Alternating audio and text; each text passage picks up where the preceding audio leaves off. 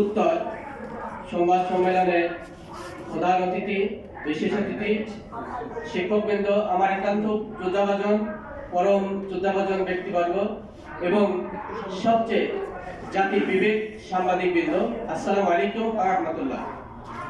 সম্মানিত সাংবাদিকবৃন্দ, উপস্থিতবৃন্দ, আমরা আপনাদের সামনে উপস্থিত হয়েছি পৃথিবীর সবচেয়ে বড় বেশি কষ্ট নিয়ে।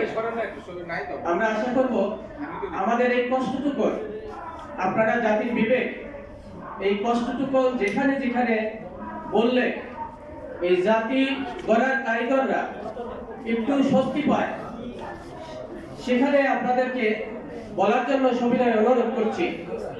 সম্মানিত উপস্থিতি, আমি একজন সাধারণ সহকারী শিক্ষক।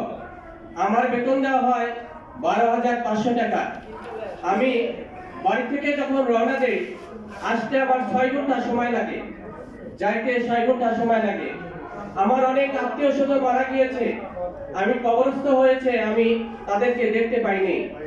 আমার আব্বা মারা গিয়েছে, আমার আম্মা মারা গিয়েছে, আমার শ্বশুর মারা গিয়েছে।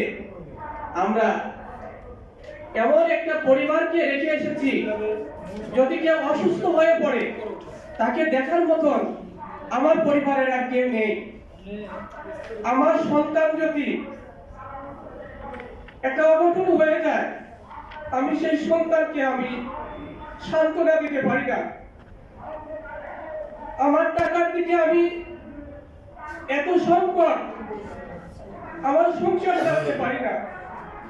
আমার বাবা মা নেই, আমার বাড়িতে ছোট বোন আছে, আমার ছোট ভাই আছে, আমার শ্বশুর মারা গেছে, শাশুড়ি আছে, আমার একটি ছোট ভাইয়ের বোন আছে।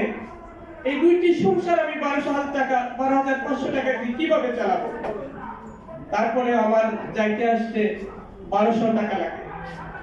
আমি আপনাদের প্রতি অনুরোধ জানাবো, আমাদের এই দুঃখের দুর্দশার কথাগুলো আপনারা সেভাবে উপস্থাপনা করে যাতে আমাদের দুঃখ দুর্দশা লাঘব হয়, এই উদাত্ত আহ্বান জানাই।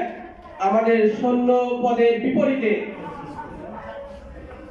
বদলির ব্যবস্থা যাতে সরকার মহোদয় করে, এই উদাত্ত আহ্বান জানিয়ে সকলকে ধন্যবাদ জানিয়ে আমি আমার সংক্ষিপ্ত কথা শেষ করছি।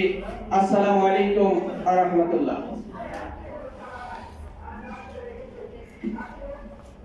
ধন্যবাদ জনাব আবুল কালাম স্যারকে।